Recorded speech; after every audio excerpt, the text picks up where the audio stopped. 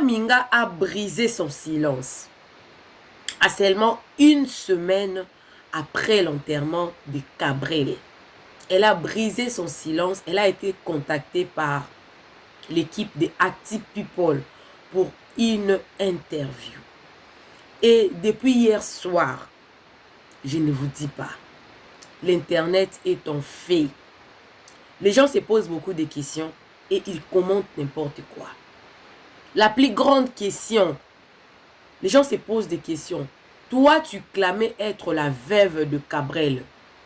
Mais tu as repris ta vie aussitôt qu'il a été enterré. Pendant que le rumeur était sur les réseaux sociaux que la famille de Cabrel ne t'avait pas reconnu comme la veuve officielle. Elle est venue nous confirmer qu'elle ne fut pas la veuve officielle de Cabrel. Parce que selon les personnes qui ont commenté, si c'est vrai qu'elle fut en tout cas la compagne, la bien-aimée de Cabrel, elle allait rester à terre, en dehors de caméra, pour faire son deuil. C'est-à-dire que, je ne sais pas si au Cameroun, ils prennent combien de temps, mais au Congo, c'est après 40 jours que vous allez reprendre vos activités. Et surtout que Cabrel fit quelqu'un d'intime. Elle allait rester en dehors des réseaux sociaux. Après 40 jours, elle allait reprendre la vie des réseaux sociaux. Pour des personnes qui ont commenté, ils ont dit qu'elle n'a pas respecté le mémoire. Elle n'a pas respecté Cabrel en tant que tel. Elle a fait semblant en pleurant, en faisant un hommage et tout et tout. Mais dans cette vidéo, j'ai cette interview-là avec moi ici. Nous allons écouter les réponses de Laure ensemble avec vous. La question de savoir si elle fut avec Cabrel ou non, on l'avait posée. Et tant d'autres questions. Elle avait aussi répondu. L'interview était de longues heures. Moi, j'ai pris seulement une partie, la partie qui m'intéressait pour venir en parler ici. Mais avant de vous mettre cette interview-là, j'aimerais dire quelque chose. Chacun a sa manière de faire son deuil. Il y a des personnes qui font leur deuil en cachette, en dehors de caméra. Mais il y en a d'autres, la seule manière qui se sentent mieux, c'est sur le caméra. C'est sur les réseaux sociaux. Parce que je connais plusieurs personnes qui, même au moment du deuil, ils pleuraient avec ses abonnés. Je connais. On ne peut pas blâmer une personne par sa manière de pleurer. Même si moi, Minga, restait longtemps à terre sans les réseaux sociaux, elle serait toujours en train de pleurer Cabrel.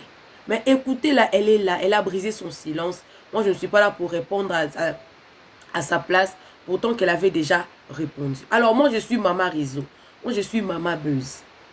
Abonnez-vous sur cette chaîne si vous tombez sur la vidéo. On a commencé ce sujet. On va aussi clôturer le sujet et enfin, on va aller de l'avant. Déjà avant même cette interview, moi, Minga avait repris de faire ses vidéos sur TikTok. Mais ce que j'ai aimé sur son interview, elle a dit qu'elle a une vie et que Cabrel serait très content d'elle là-haut si il la voyait reprendre aussitôt possible avec le travail. Parce que comme elle connaît Cabrel, il ne voudra pas qu'elle continue à pleurer. Alors, on va suivre la vidéo ensemble avec vous. Pendant que je suis en train de chercher la vidéo, profitez de vous abonner, cliquez la cloche de notification, aimez la vidéo et surtout commentez la vidéo. Nous allons commencer. Tout à l'heure, j'ai vu un commentaire, malheureusement, quelqu'un disait, c'est vrai qu'on va essayer de parler de ça, que pourquoi est-ce que tu te joues les veuves alors que tu n'as jamais été avec Cabrel. C'est l'occasion pour nous, à la faveur de cette interview exclusive, de répondre à tout ça. Mais depuis le 22 juillet, où malheureusement Cabrel a été conduit à sa dernière demeure, comment est-ce que tu vis ces moments? Depuis le 22 juillet, je ne vais pas bien. Déjà, moi-même, je ne vais pas bien, que ce soit moralement, physiquement. Et comme pour ceux qui me connaissent bien, j'ai beaucoup fondu parce que je ne vais pas bien. Je dors presque pas. Je passe le temps à réfléchir, à penser, à revoir les images du temps avec Cabrel. Tout ça, ça me met mal. J'imagine la douleur qui est la tienne. Tu as sorti un très beau single. Je voulais te dire bravo pour ce single. Moi, lorsque j'ai écouté les premières notes et que je veux dire adieu dans votre langue. Quand j'ai vu, j'ai dit waouh, ce titre-là, il est trop énorme. Il est tellement touchant. Ce titre est vu aujourd'hui à près de 500 000, il est à près de 500 000 vues. Comment est-ce que tu as composé cette chanson? Je sais que ça sera difficile, cette interview, mais essaie vraiment de te remettre en toi-même. Comment est-ce que tu as composé cette chanson? Ok, la chanson, en fait, je l'ai composée. Je me rappelle quand je suis partie au village, après le dé de Cabrel, 2 jours après, je me suis rendue dans son village. Je suis rentrée et j'étais avec... ça, à Bangante. Oui, j'étais à Bangante. En fait, c'était un moyen d'exprimer tout ce que je ressentais. Parce que si tu fais un post sur Facebook, les gens le prennent mal. Tout ce que tu fais, les gens le prenaient mal. J'étais obligée d'exprimer ça à travers une chanson. C'est plus ça. En tout cas, c'est une chanson Et qui c'était touche au pas cœur. facile. Et ce qui me plaît, c'est que les gens, ils ont tellement... La chanson, elle est tellement... Honnêtement, moi, ça m'a touché. Bon, Menga, beaucoup de courage. Beaucoup de courage, ma grande. Beaucoup de courage, j'imagine. Et c'est ta toute première sortie, même avant, depuis le décès de Cabrel, ton manager l'a dit, tu n'as pas eu à faire de sortie. Sincèrement, merci. Mais sois forte. Parce qu'on va parler pendant au moins près d'1 heure de temps, on va échanger, on va parler de l'homme que tu as connu. C'est vrai qu'on va ressasser pas mal de souvenirs, assez douloureux, vos rencontres et beaucoup de choses. Mais bien avant, je voudrais faire un petit tuto pour les Ivoiriens, pour ceux qui nous suivent dans le monde entier. Parce que Cabrel, il vivait dans une ville qui est Douala. Douala, c'est la capitale économique du Cameroun. Et Yaoundé, c'est la capitale politique du Cameroun. Je fais un peu le parallèle avec la Côte d'Ivoire. La capitale politique de la Côte d'Ivoire, c'est Yamoussoukro. La capitale économique, c'est Abidjan. Le cas, c'est pas la même chose, la Côte d'Ivoire et le Cameroun. Au niveau du Cameroun, on a pas mal de célébrités, tant à Douala que aussi à Yaoundé. Alors que chez nous, en Côte d'Ivoire, tout est concentré sur Abidjan, par exemple. Abidjan, c'est là où il y a toutes les célébrités, il y a là où il y a tous les chanteurs, tous les influenceurs, tout le monde. Et Yamoussoukro, c'est une ville qui est certes politique, mais il n'y a pas de truc. Donc, j'ai voulu faire déjà... Non, il n'y a pas de souci. J'ai voulu déjà faire ce petit parallèle pour qu'on comprenne un peu ce qu'on va expliquer tout à l'heure. Et merci d'envoyer de la force à cette jeune dame qui n'a pas fini de pleurer l'homme avec qui elle était, mais qui a décidé aujourd'hui de s'ouvrir et de nous parler à cœur ouvert. Ma première question est la suivante. Comment est-ce que toi et Cabrel vous rencontrez? Comment est-ce que se fait là? Comment est-ce que vous vous rencontrez? Comment est-ce que vous vous connaissez? Déjà, j'ai pas vraiment envie de parler de tout ça, mais j'ai rencontré Cabrel, ça fait longtemps, et c'est là longtemps. Et ce qui nous a plus unis, c'était le talent de tout un chacun. Il avait un talent fou, et moi aussi j'avais un talent. Et après, il y avait cette c'est pas comment appeler ça. Il y avait cette harmonie-là entre nous, quand à chaque fois qu'on travaillait, on se sentait... Ça donnait et on se sentait bien, en fait. Et c'est comme ça qu'on s'est rencontrés. On a travaillé, en fait. Et il est entré dans ma vie, vraiment. C'est quelqu'un qui est vraiment entré dans ma vie. Et c'est quelqu'un qui a vraiment cru en moi. Voilà pourquoi je ne vais jamais arrêter de le pleurer. Ben, je prends appui sur la question tout à l'heure, le commentaire de l'internaute. C'est vrai que même dans ta réponse, lorsque tu surfes, on voit peut-être plus une relation beaucoup plus professionnelle que sentimentale. Est-ce qu'en vrai, vu que là, nous, on est en direct là pour cette interview, est-ce que vous aviez une relation sentimentale en dehors des collaborations professionnelles? Voilà, c'est ça. À quoi ça va encore aider les gens en ce moment? Ça n'aide plus. Et je sens que c'est comme je vous ai dit, j'ai pas envie de parler de ce sujet. J'ai vraiment pas grand-chose à dire à cela. Ça, c'est un mythe que beaucoup de gens veulent en savoir, mais je n'ai pas envie de parler de ça. Okay. La seule chose que vous devez savoir, c'est que Cabrel et moi, on a vraiment une relation très, très forte. Il y avait un truc en commun, mais le reste, c'est que vous cherchez à savoir, là, je ne suis pas en mesure de parler de ça. Ok, parfait. Et aussi, un sujet qu'on va aborder, ce sont les circonstances réelles, on va dire, de son décès. C'est vrai, on l'a tous vu, c'était un accident sur le trajet Douala Yaoundé. C'est ce que on dit. Mais là, toi, la vérité, les circonstances de son décès, c'était lesquelles? Déjà, moi, je suis à Yaoundé, lui vient à Douala et je ne connaissais pas quelle est la vie. C'est vrai que le monde avait parlé quand même, Et après, il m'avait dit qu'il devait revenir à Yaoundé pour venir prendre son visa. Il devait récupérer son visa. Putain. Qu'il devait récupérer son visa et après, moi j'étais au courant de rien. J'étais pas au courant de son voyage, j'étais au courant de rien. Et à 4, je pense à 4 qu'on m'appelle. Il y a un ami qui m'appelle pour me dire, pas 4 heures, il pense 6 heures. Il m'a laissé les messages, j'ai pas vu. À 6h00, il me... Oui, parce que 6h30, il me rappelle, il me dit, je t'ai envoyé une vidéo, est-ce que tu as vu la vidéo? Je dis non. C'était quoi la vidéo? Je vois la vidéo et après, du coup, je lance l'appel. J'appelle directement Cabrel, j'appelle le numéro de Cabrel. Ça sonne, et quand ça sonne, je me dis, bah, mais les gens sont en train de jouer à quoi? Et après, un monsieur, quelqu'un décroche. Ton homme, il est à côté. Et bref, je veux qu'on se rappelle ça. Ça, c'est de bons moments. C'est vrai que là, on est là pour rendre hommage à l'homme. On est là pour évoquer l'homme, pour parler de l'homme qui était. De l'homme qui était en dehors des réseaux sociaux. De l'homme qui était super sympa, qui partageait beaucoup de choses. On a vu comment il était altruiste. On a vu un peu des gestes de sympathie qu'il avait aussi à l'égard de beaucoup de personnes. Moi, j'ai vu certaines de ses vidéos où il avait pris un de ces gars qui était dans la rue, qui prenait de la drogue pratiquement, à qui il avait offert une maison, pas mal de choses. C'est cet homme que moi, je veux qu'on évoque. Et lorsque je parle de toutes ces images, lorsque je parle de ces choses, quelles sont les images super sympas que toi tu gardes de cette personne que toi tu auras côtoyé le temps de son existence? Quelles sont les choses super belles que tu auras retenues de la personne? Ce qui est, c'est que les images que j'ai regardées de Cabrel ont été positives. Cabrel avait 2 personnalités.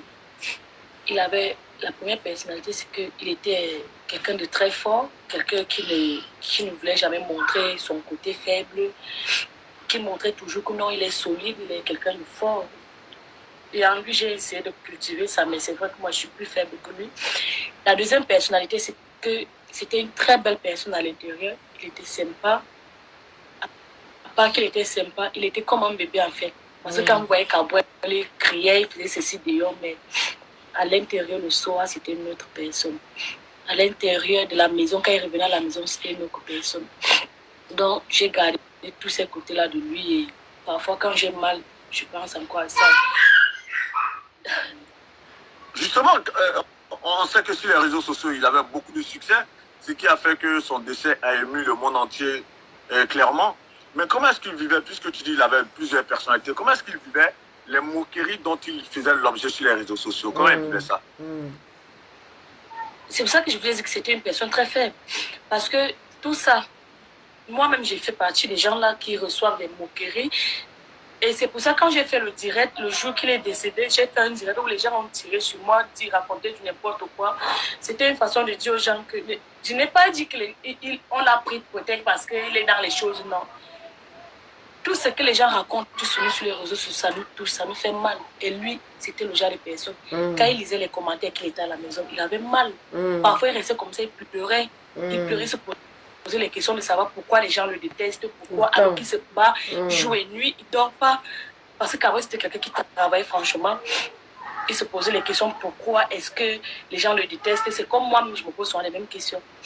Donc, personne ne pense ça positivement. Les moqueries sur les réseaux, et surtout qu'il était un peu, il avait le corps, les gens l'insultaient, les racontaient du n'importe quoi par rapport à son physique.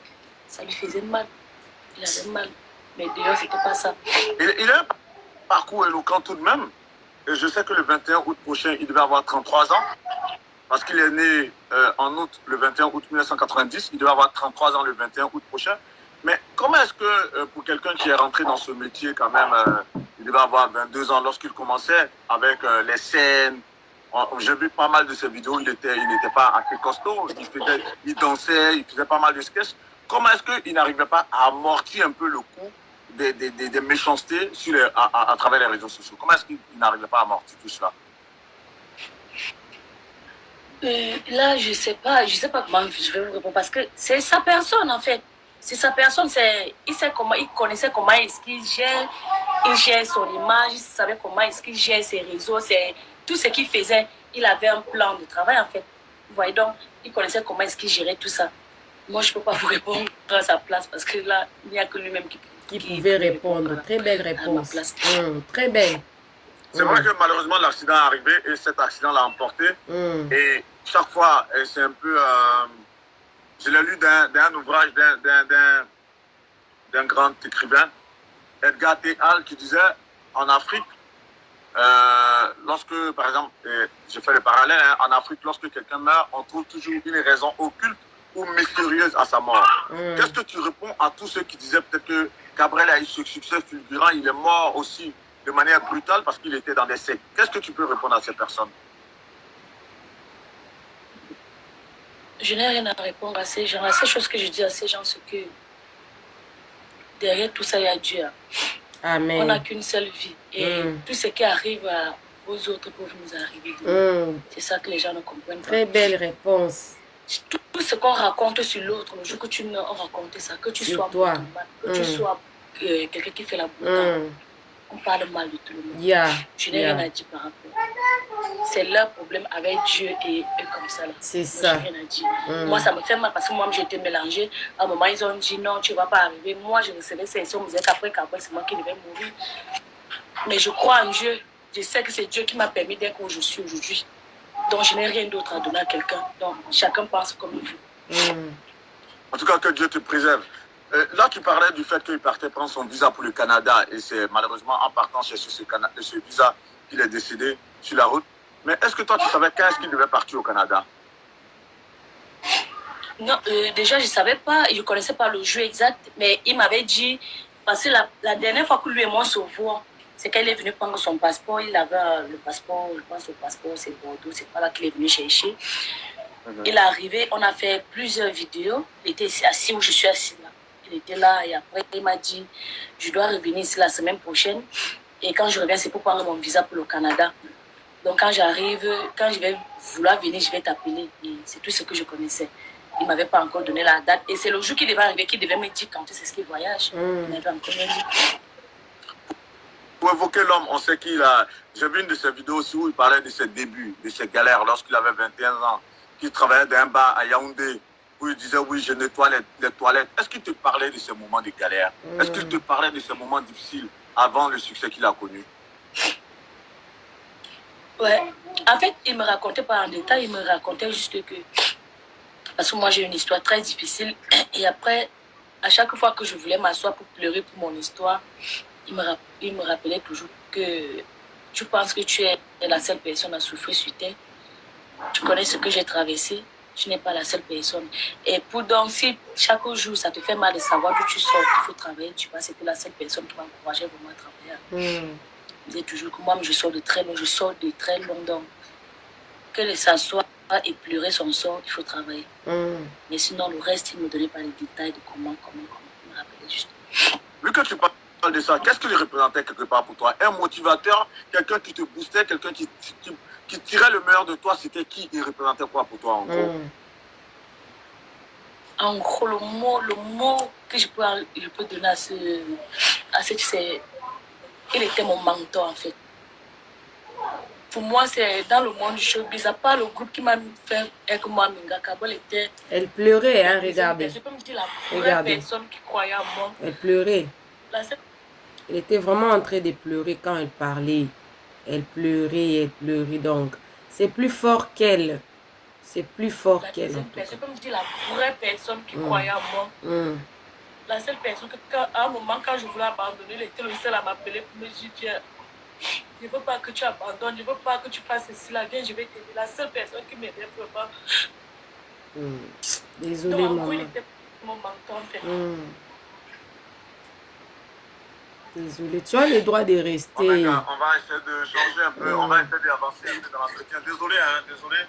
Je voudrais qu'on lui donne beaucoup de cœur, je voudrais qu'on lui donne de la force. C'est une jeune dame meurtrie dans ta chair. C'est une jeune dame qui n'a pas besoin aujourd'hui de pas mal de polémiques, qui demande qu'à avancer dans la vie, qui demande à aller de l'avant, qui demande à faire éclore son talent, parce que du talent, elle en a pas mal en tant que web comédienne, en tant que productrice. Et aujourd'hui, justement, avec cette belle chanson que tu as sortie en hommage à une très bonne musicienne aussi. Est-ce que ça te vient à l'idée là de vouloir avoir une carrière artistique musicale?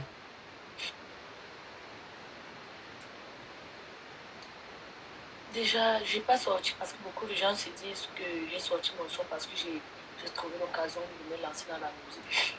Je suis fan de la musique depuis longtemps, mais je me sentais, j'avais pas, je me disais que la musique était difficile. Donc moi, je faisais ce que je savais faire. Même avec Cabrel, j'avais des gens pour jeunes, on était en train d'écrire une chanson, ils voulaient que je chante avec.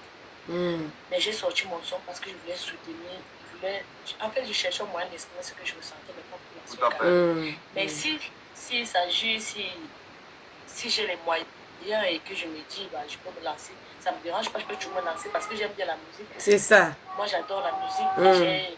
Mon idole, c'est Lady Pop. Dans la musique, en fait, féminine au Cameroun, j'aime bien la musique de Lady Pop. Donc, peut-être pourquoi pas, je peux me lancer.